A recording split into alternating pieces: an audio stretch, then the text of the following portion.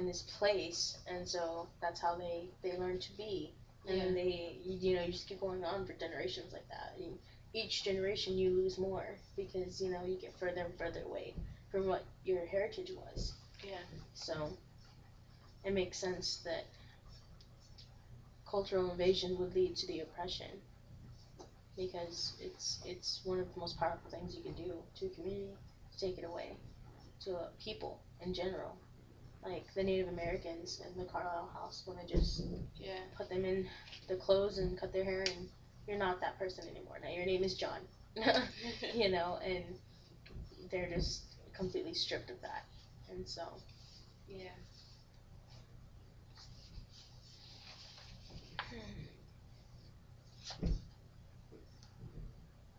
Yeah, it says here on page 155, if children reared in an atmosphere of lovelessness and oppression, children whose potency has been frustrated, do not manage during their youth to take the path of authentic rebellion, they'll either drift into total indifference, alienated from reality by the authorities and the myths the latter have used to shape them, or they may engage in forms of destructive action.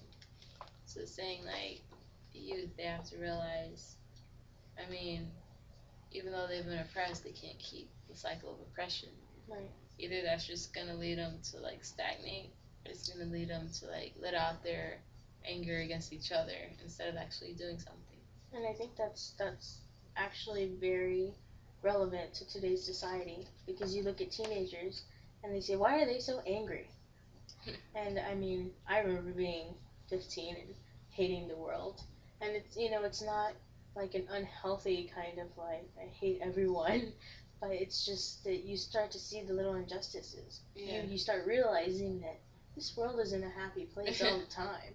And so it frustrates you and it angers you, and that's good because they actually feel something about it. It's good to feel. I mean, you can't feel happy all the time. There's some point when you have to feel anger or sadness. Yeah. And if you do feel happy all the time, it's probably because you're on some sort of drug or something weird is going on there, or you're ignoring. When you see the politicians, ha ha ha. Yeah, they're not realizing what's really going on in our society. They're just putting it all in the back burner and like, we're not gonna worry about that. We'll pretend like we don't see it. And so they wonder why the teenagers act like they do. It's because they're right in that time when they stop being a child. They start seeing like an adult. And yet we're still emotional enough that, like we can't really control our tempers sometimes, or the way we show our emotions. So it comes off as some kind of crazy phase. So yeah. But if they don't get it out, then, they're just going to feel hopeless, like he said, and that's the worst. Yeah. So I think, like, the youth, like, when they feel that anger, a lot of them don't realize what it is. And so, like, they have to realize what it is, and they have to fight against the oppression. Like, if they don't, like, some forms of rebellion are healthy, like, all outright rebellion. I don't agree with that. Like, but, I mean, you do have to rebel to a certain extent. Like, rebel against what you see as unjust and what's wrong, and you have to organize and dialogue about it and see what can be done. See it as a problem, not as a barrier, but as a problem that can be fixed. And I think that's when they don't dialogue, and that problem, it just keeps going inside of them. That's when you have people going to school with guns and hurting each other because there's just so much anger and frustration in them and they can't get it out. So they just, go to such destructive action, like he says, or indifference, which is, I'm not sure which is quite worse, because you see teenagers who are just, they don't care. They just don't care. The world's never going to change either way, so. So that's how they feel, and that's your future there when you think about, oh, so he's going to run the country when I'm 80. Excited. Get Social Security. I don't care. No, exactly. I'm gonna start saving now because you worry about your future when someone. That goes kind of back to the theme of silence. It's like, if you're going to be silent, you might as well be siding with the enemy because you're not making any difference. You're not gonna do anything.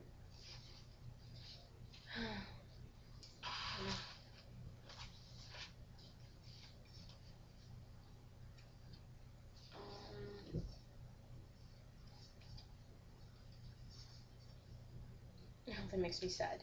On 155, it says, the atmosphere of the home is prolonged in the school, where the students soon discover that as in the home, in order to achieve some satisfaction, they must adapt to the precepts which have been set from above.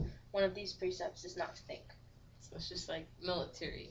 Yes, sir. Yes. And it's so sad, and that is, I think, another one of the reasons why teenagers act the way they do.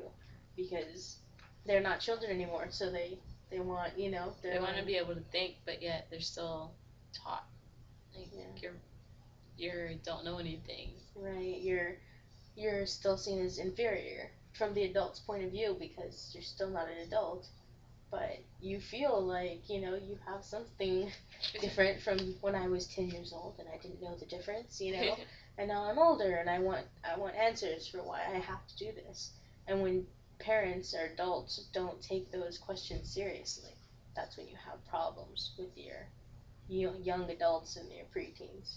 Yeah. Because, it wouldn't hurt to explain to them why they have to be home at 12, or even if they don't understand completely, or you don't think they'll be able to understand. You don't need to give them like explicit reason. You just let them like, no, you're not just being authoritarian. Like, try to see it from their point of view. Mm-hmm. Try to see what they want. And, like, help them see as a problem. Like, see, this is what could happen. This is how try to let them come up with ways to fix it. I don't know. I don't know how you'd approach that from that point of view. But you gotta put it as a problem, and not just say this is it. Yeah, you have to explain to them that it's not something that you're doing because you're trying to punish them or because you don't respect them or anything, negative. It's because you have to help them to see as your point of view as well. Well, this could happen, and as a young adult, you need to come to realization that this is very dangerous for you to be out at this time. Yeah. Even for me, I wouldn't want to be out at this time. And I know you think you're at the top of the world and, you're Superman, but you're not. So, and then at the same time, you have to give them a little leeway.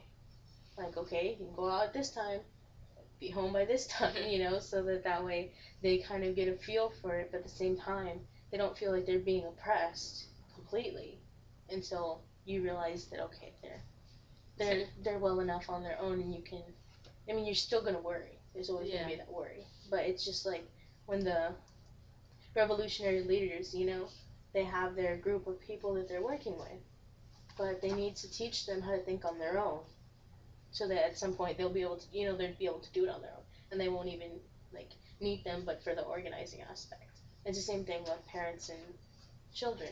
You need to be able to teach them to do it on their own. So when they're old enough and they're ready to leave, and they're 21 and they're gonna go on their own lives, you have the faith in them that they're gonna be able to stand up on their own 2 feet. Because if not, it's just that dominant thing again, all over again. You're just impressing on them your own ideas, and it's not gonna help them at all in the long run. Yeah. I know that's how I feel.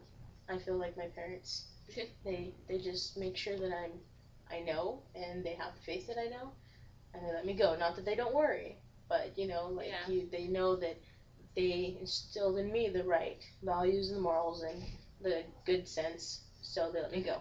As compared to other people I see, they're like, I'm never letting this child out of my sight. And you understand why they would feel that way, but probably not the best way to go about it, because then the child's gonna rebel. You're gonna get mad when there's a piercing or a tattoo or something rebellious and random and terrible comes about that they did not expect. It's like a real life example of the exact what I get from what Freire's saying. Yeah. I don't know if y'all get that. I get most of it. It makes sense. Still got like half the chapter left. Better hurry up. Yeah. Sorry, I hope you're not falling asleep, Professor. Sorry. You can cut that out later if you want. Let's see.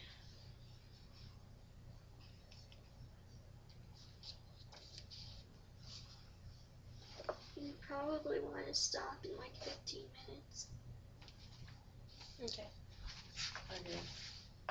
Well, then that was pretty much about the cultural invasion and stuff. Yeah, here it says it's always involves a parochial view of reality. Static perception of the world and imposition of one world on the other. So the parochial is like parent, like what you were saying. Let's see.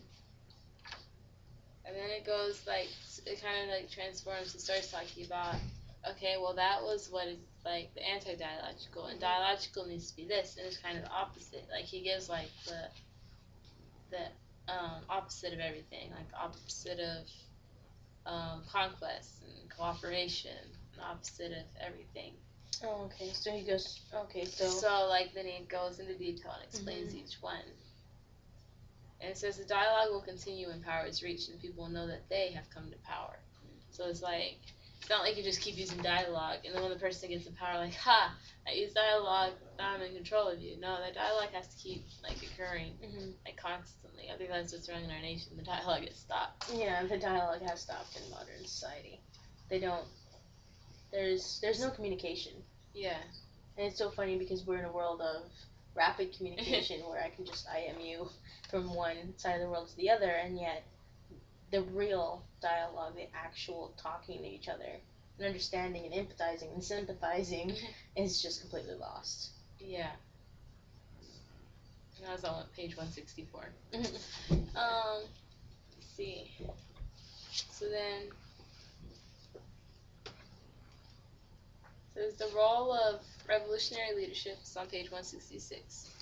Is to consider seriously, even as they act, the reasons for any attitude of mistrust on the part of the people, and to seek out true avenues of communication with them, ways of helping people to help themselves critically perceive the reality which oppresses them. So, like, if they see the people aren't trusting them fully, they should like search and see why, and not just like, oh, losing confidence in me. I gotta like act, because if you act, like he says later, if you act without the people's consent, I mean, that's being dominating. I mean, you can't just act and like, oh no, he had to regain power.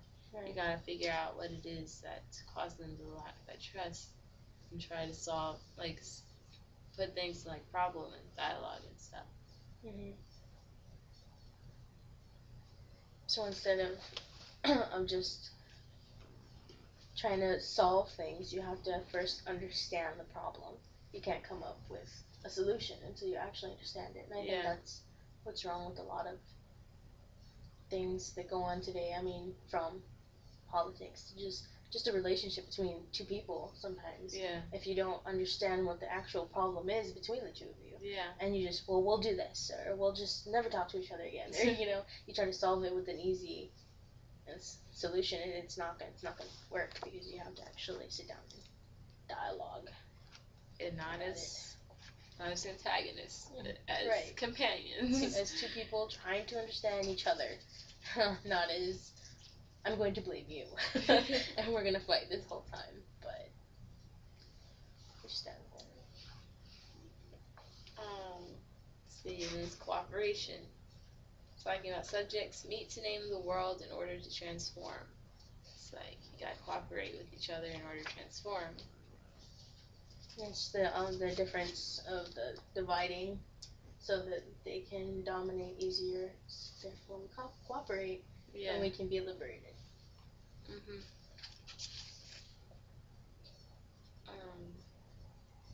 Exposing reality as a problem does not mean sloganizing. It means critical analysis of a problematic reality. Kind of goes back to what we were saying earlier.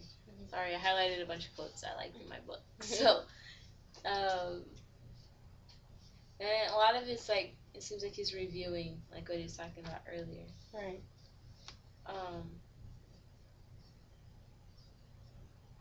Oh, and then this is what I thought was really cool. It's like the revolution, this is on page 171. The revolution loves and creates life, and in order to create life, it may be obliged to prevent some men from circumscribing life. In addition to the life-death cycle, basic to nature, there's almost an unnatural living death, life which is denied its fullness. That's like talking about when people, I mean, you have no purpose in life. You're just living, you're oppressed, and you're just living just to eat every day. You're just working to eat. That's like your only purpose in life is to feed your family. I mean, they have to overcome that oppression.